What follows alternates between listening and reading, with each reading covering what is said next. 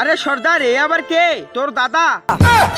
আরে এও আবার আমাদের মতো এই গুপ্তধনের আশায় আসেনি তো, তাহলে তো এও ছোট হয়ে যাবে।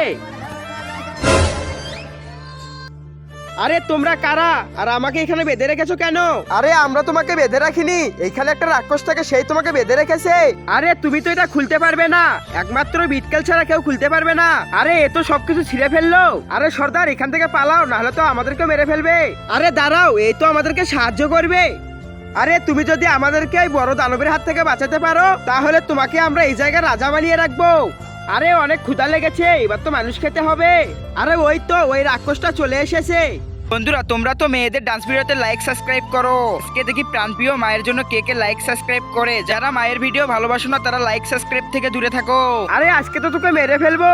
আরে তুই আমাকে কি মারবি? তার আগে তো আমি তোকে মেরে ফেলবো।